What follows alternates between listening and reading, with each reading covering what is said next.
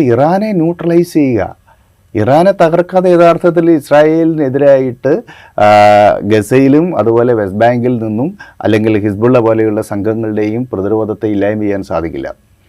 അതിൽ തുടക്കത്തിൽ ഷിയ സുന്നി സംഘർഷത്തിൻ്റെയൊക്കെ ഒരു സാഹചര്യം, ആ വിഭജനത്തെയൊക്കെ ഫലപ്രദമായി ഉപയോഗപ്പെടുത്താൻ അവർക്ക് സാധിച്ചുവെങ്കിലും ലക്ഷണമൊത്ത സുന്നി മിലീഷ്യയായിട്ടുള്ള ഹമാസും ഷിയ മിലീഷ്യയായിട്ടുള്ള ഹിസ്ബുള്ളയും പരസ്പരം സഹകരിക്കുന്ന സാഹചര്യമുണ്ടായി. മാത്രവുമല്ല, ഷിയ മിലീഷ്യയാണ്, പക്ഷേ ആരബ്സാണ് അവർ, ഹുത്തികൾ. ബദ്രുദ്ദീൻ അൽ ഹൗത്തിയുടെ നേതൃത്വത്തിലുള്ള സൈന്യം ഒക്ടോബർ 15 തന്നെ അവർ ഹമാസിന് പിന്തുണ പ്രഖ്യാപിച്ചുകൊണ്ട് ചെങ്കടലിൽ ആക്രമണം ആരംഭിച്ചു. അതൊരു ചെങ്കടൽ ക്രൈസിസായി മാറി. Red sea crisis is a reality. അവിടെ 15ഓളം കപ്പലുകൾ അവർ പല സന്ദർഭങ്ങളിൽ പിടിച്ചെടുക്കുകയും ആക്രമിക്കുകയും ചെയ്തു. ഒരു UK ഫ്ലാഗ് ചെയ്ത കപ്പൽ മുക്കിക്കളഞ്ഞു. ഇപ്പോൾ തന്നെ ഇസ്രായേലിലെ ഒരു കപ്പൽ അവരുടെ കയ്യിലാണ്. അതുകൊണ്ട്